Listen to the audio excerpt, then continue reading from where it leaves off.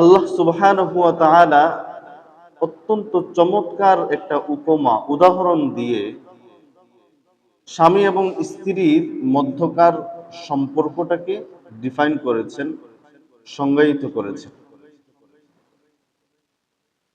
আল্লাহ রাব্বুল আলামিন পবিত্র কোরআনের মধ্যে বলেন, হুন্না লিবাসুল লাকুম ওয়া আনতুম লিবাসুল লাহুম। তারা তোমাদের জন্য পোশাক স্বরূপ এবং তোমরা তাদের জন্য পোশাক স্বরূপ। অর্থাৎ স্বামী স্ত্রীর জন্য এবং স্ত্রী স্বামীর জন্য পোশাক স্বরূপ। সুবহানাল্লাহ। আল্লাহ রাব্বুল আলামিন এই পোশাকের উদাহরণ কেন দিলেন?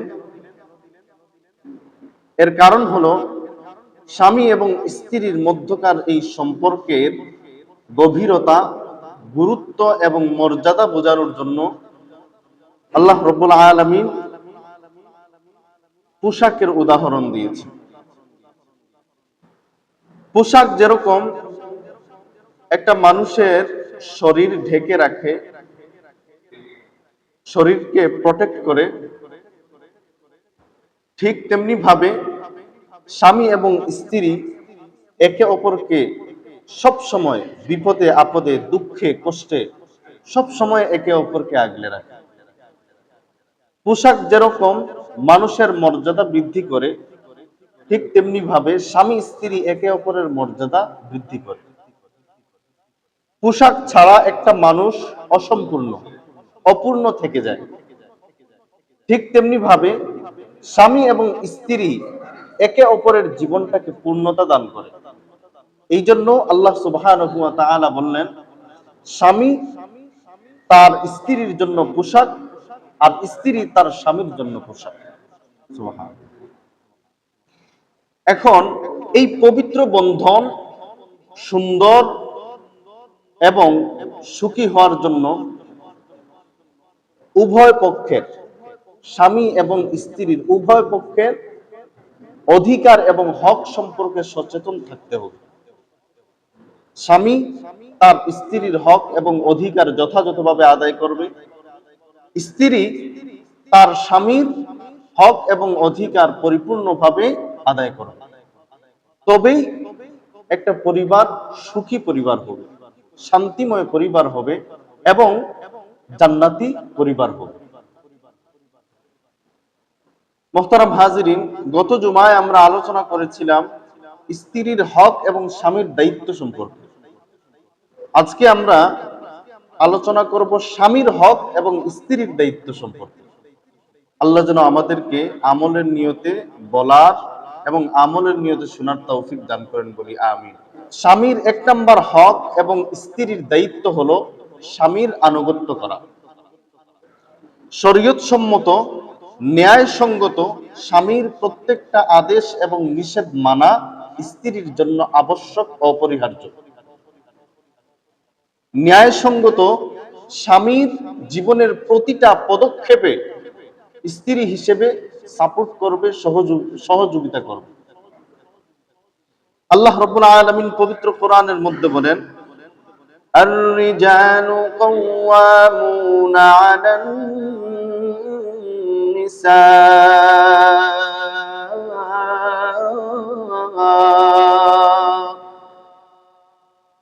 আল্লাহ রাব্বুল আলামিন বলেন, আমি পুরুষ জাতিকে মহিলাদের দায়িত্বশীল অভিভাবক বানিয়েছি, সুতরাং ফাস-সালিহাতু কানিতাত, নেক স্ত্রী যারা, সৎ নারী যারা, তারা তাদের স্বামীর প্রতি আনুগত্য করবে। এখন প্রশ্ন হলো, স্বামীর আনুগত্য স্ত্রী কেন করবে? স্বামীর আনুগত্য স্ত্রী এই জন্য করবে যে, যখন কোনো স্ত্রী তার স্বামীর আনুগত্য করে, তার জন্য জান্নাতের দরজা, সবকটা দরজা খুলে দেওয়া হয় এবং স্ত্রী যেই দরজা দিয়ে ইচ্ছে করবে সেই দরজা দিয়ে সে জান্নাতে প্রবেশ করতে পারবে। সুবহানাল্লাহ। আল্লাহর নবী বিশ্বনবী রাহমাতুল্লাহ আলামিন বলেন, কোন স্ত্রী যখন 5 ওয়াক্ত নামাজ আদায় করবে, রমজানের রোজা রাখবে, নিজের চরিত্রের সতীত্বের হেফাজত করবে এবং স্বামীর আনুগত্য করবে, আল্লাহ রাব্বুল আলামিন তার জন্য জান্নাতের দরজাগুলি খুলে দিয়ে বলবেন, তোমার যেই দরজা দিয়ে পছন্দ হয় ওই দরজা দিয়ে আমার তৈরি সুখের ঠিকানা জান্নাতে প্রবেশ করো। শুধু তাই নয়, কোন স্বামী যদি তার স্ত্রীর উপর সন্তুষ্ট থাকে, খুশি থাকে, ওই স্ত্রী সুজা জান্নাতে চলে যায়। আল্লাহর রাসূল সাল্লাল্লাহু আলাইহি ওয়াসাল্লাম বলেন, কোন নারী যখন এমন অবস্থায় মারা যায়, স্বামী তার উপর সন্তুষ্ট থাকে, খুশি থাকে, ওই স্ত্রী মরতে দেরি হয়, আল্লাহর তৈরি জান্নাতে যাইতে দেরি হয় না। সুবহানাল্লাহ। স্ত্রীর উপর যখন স্বামী সন্তুষ্ট থাকে, খুশি থাকে, তখন স্ত্রীর জন্য জান্নাতে যাওয়া সহজ হয়। তাহলে আমরা আমাদের আজকের আলোচনার প্রথম স্বামীর হক এবং স্ত্রীর দায়িত্ব কি পাইলাম? স্বামীর আনুগত্য করতে হবে, স্বামীর আনুগত্যের মাধ্যমে স্বামীর সন্তুষ্টি অর্জন করতে হবে। স্বামীর সন্তুষ্টি অর্জন করতে পারলেই আল্লাহর তৈরি জান্নাত স্ত্রীর জন্য সহজ হয়ে যাবে।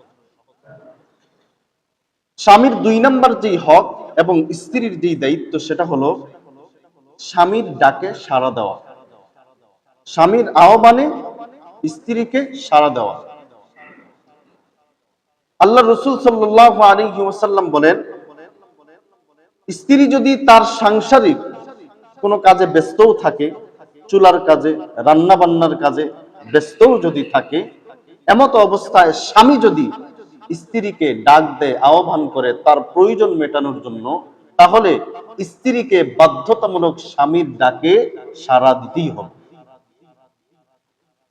অন্য হাদিসে রাসূল আকরাম সাল্লাল্লাহু আলাইহি ওয়াসাল্লাম বলেন, কোন স্বামী তার শারীরিক পবিত্র মিলনের জন্য যদি স্ত্রীকে আহ্বান করে ডাকে, আর স্ত্রী যদি তার যৌক্তিক কোনো কারণ ছাড়া সেই ডাকে সাড়া না দেয়, সেই আহ্বানে প্রত্যাখ্যান করে, সেই আহ্বানকে প্রত্যাখ্যান করে, এই অবস্থায় যদি স্বামী অসন্তুষ্ট হয়ে রাত কাটিয়ে দেন, তাহলে আল্লাহর ফেরেশতাগণ সারা রাত সকাল অবধি পর্যন্ত ওই নারী, ওই স্ত্রীকে লানত দিতে থাকেন, অভিশাপ দিতে থাকেন। নাউযুবিল্লাহ। শুধু তাই নয়, আল্লাহর রাসূল অন্য হাদিসে বলেন, স্বামী যদি কোনো স্ত্রীর উপর অসন্তুষ্ট থাকেন, অখুশি থাকেন, তাহলে ওই স্ত্রীর ইবাদত তথা নামাজ আল্লাহর দরবারে কবুল হবে। চিন্তা করা যায় আল্লাহর নবী কত বড় সতর্কবাণী আমাদের মা বোনদেরকে দিয়ে গেছে।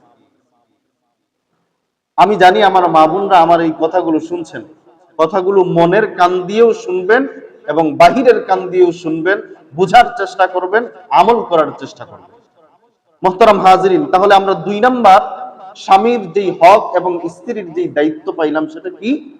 যে স্বামী যখন ডাক দিবেন, স্বামী যখন তার প্রয়োজনে স্ত্রীকে আহ্বান করবেন, তখন সেই স্ত্রী তার আহ্বানে, তার ডাকে সাড়া দিতে হবে। স্বামীর 3 নাম্বার যেই হক এবং স্ত্রীর যেই দায়িত্ব, সেটা হলো স্বামীর অনুপস্থিতিতে সতীত্ব রক্ষা করা এবং স্বামীর যেই উপার্জিত ধন সম্পদ আছে সেগুলো সংরক্ষণ করা, হেফাজত করা। আল্লাহ রাব্বুল আলামিন পবিত্র কোরআনের মধ্যে বলেন, فالصالحات قانتات حافظات للغيب بما حفظ الله। আল্লাহ রাব্বুল আলামিন বলেন, নেককার স্ত্রী যারা, সৎ নারী যারা, তারা অনুগতশীলা হয় এবং আল্লাহ রাব্বুল আলামিন যা কিছু হেফাজত করতে তাদেরকে বলেছেন, তারা তা হেফাজত করে। এই কথার অর্থ কি? সহজ করে যদি বলি, নেককার স্ত্রী যারা, সৎ নারী যারা, তারা তাদের স্বামীর প্রতি, তারা তাদের স্বামীর এতটাই আনুগত্য করে যে স্বামী যখন ঘরের বাহিরে থাকে, কাজের তাগিদে হয়তোবা বিদেশ চলে গেছে, হয়তোবা জীবিকার তাগিদে অফিসে চলে গেছে, স্বামী তার কাজের তাগিদে জীবিকার তাগিদে যদি বাহিরে থাকে, অনুপস্থিত থাকে, তাহলে স্বামীর আমানত স্ত্রী তার সতীত্ব, তার চরিত্র, তার লজ্জাস্থান, অবৈধ মেলামেশা, অবৈধ হারাম সম্পর্ক থেকে রক্ষা করে। এবং স্বামী যেই সম্পদ উপার্জন করে রেখে গেছে, ওই সম্পদগুলো স্ত্রী সংরক্ষণ করে, হেফাজত করে। আল্লাহ রসুল সাল্লাল্লাহু আলাইহি ওয়াসাল্লাম নেককার স্ত্রীর তিনটা বৈশিষ্ট্য বর্ণনা করেছেন। যারা উত্তম স্ত্রী তাদের বৈশিষ্ট্য তিনটা বলেছেন। কি? এক নাম্বার গুণ, এক নাম্বার বৈশিষ্ট্য হলো, স্বামী যখন তাদের দিকে তাকায়, স্বামী যখন তার স্ত্রীর দিকে তাকায়, তখন স্বামী মানসিকভাবে প্রশান্ত হয় এবং তার মনটা আনন্দে ভরে যায়। স্বামী যখন তার স্ত্রীর দিকে তাকায়, তখন তার মনটা কি হয়? আনন্দে ভরে যায়, উৎফুল্ল হয়ে যায়। সে তার স্ত্রীর সান্নিধ্যে থাকলে, সে তার স্ত্রীকে দেখলে সে মানসিক শান্তি পায়, তার অশান্ত হৃদয়টা প্রশান্ত হয়ে যায়। দুঃখজনক হলো সত্য যে আমাদের সমাজে এর চিত্রটা একটু উল্টো। আমাদের সমাজের স্ত্রী বা নারী যারা আছেন, তারা ঘরের মধ্যে এমন অগুছালু থাকেন যে স্বামী তার দিকে তাকাতেই মন চায় না। কিন্তু যদি তারা বাহিরে যান, ধরেন মার্কেটে যাবেন, ধরেন বিয়ে শাদিতে যাবেন, তখন এমন সাজুগুজু করবে যেমন পরী হয়ে যাবে। অথচ উচিত ছিল কি, যে আমি ঘরের ভিতরে স্বামীর সামনে উত্তম ভাবে আকৃষ্ট রূপে প্রদর্শন করব। হচ্ছে উল্টোটা। ঘরের ভিতরে সাজুগুজু তো নাই, অগুছালো অবস্থায় থাকে, আর বাহিরে গেলে কি হয়? সাজুগুজু করে পরি সেজে যায়। না, আপনি আপনার স্বামীর সামনে এমন ভাবে নিজেকে প্রদর্শন করবেন যেন আপনার স্বামীর চোখে আপনি পরি হয়ে যান। আপনাকে দেখলে যেন আপনার স্বামীর মানসিক শান্তি অনুভব হয়, আপনাকে দেখলে যেন আকৃষ্ট হয় আপনার স্বামী। যাই হোক, দুই নাম্বার যেই গুণাবলীর কথা রাসূল সাল্লাল্লাহু আলাইহি ওয়াসাল্লাম বলেছেন, সেটা হলো স্ত্রীকে যখন, নেককার স্ত্রীকে যখন তার স্বামী ন্যায়সঙ্গত শরীয়তসম্মত কোনো আদেশ করে, তখন সেই আদেশ সে পালন করে। তিন নাম্বার যেই গুণাবলী স্ত্রীর, নেককার স্ত্রীর গুণাবলী রাসূল বলে গেছেন, সেটা হলো স্বামী যখন অনুপস্থিত থাকে, স্বামী যখন ঘরের বাহিরে থাকে, তখন পরপুরুষের সাথে এবং নিজের সতীত্বকে, চরিত্রকে পরপুরুষের কাছ থেকে, অবৈধ সম্পর্ক থেকে হেফাজত করে। 1450 বছর আগে এই কথাটা রাসূল কেন বললেন? একটু বর্তমান সময়ের সাথে রিলেট করে দেখেন। আমাদের বর্তমান সময়ে সবচেয়ে বড় মহামারী রোগের নাম কি বলতে পারবেন? পরকীয়া। পরকীয়া মনে হয় আপনারা চিনতে পারেন না। পরকীয়া, স্বামী স্ত্রীর আড়ালে পরকীয়া করছে, স্ত্রী স্বামীর আড়ালে পরকীয়া করছে। আর এই পরকীয়া মহামারীর আক্রান্তে আমাদের পুরো সমাজ, পুরো রাষ্ট্র, পুরো দেশ একদম ধ্বংস তছনছ হয়ে গেছে।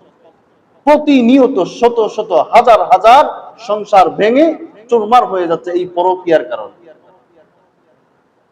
আল্লাহ রাব্বুল আলামিন আমাদেরকে এই পরকীয়ার রূপ থেকে হেফাজত করুক এবং আমাদেরকে রক্ষা করুক, বলি আমিন। আমাদের সময় কম, তাহলে 3 নাম্বার যেই স্বামীর যেই হকটা বলেছি এবং স্ত্রীর দায়িত্ব, সেটা হলো স্বামী যখন অনুপস্থিত থাকে তখন সতীত্ব রক্ষা করা, স্বামীর আমানত রক্ষা করা। স্বামীর 4 নম্বর হক এবং স্ত্রীর দায়িত্ব হলো স্বামীর প্রতি শুকরিয়া আদায় করা, স্বামীর কৃতজ্ঞ থাকা। আল্লাহ রাসূল সাল্লাল্লাহু আলাইহি ওয়াসাল্লাম বললেন, আমাকে জাহান্নাম দেখানো হলো, আমি দেখলাম জাহান্নামের অধিবাসীদের মধ্যে অধিকাংশই নারী। কেন অধিকাংশ নারী? কেন? তারা কি আল্লাহকে অস্বীকার করে জাহান্নামে গিয়েছে? না। তাহলে কেন তারা জাহান্নামী?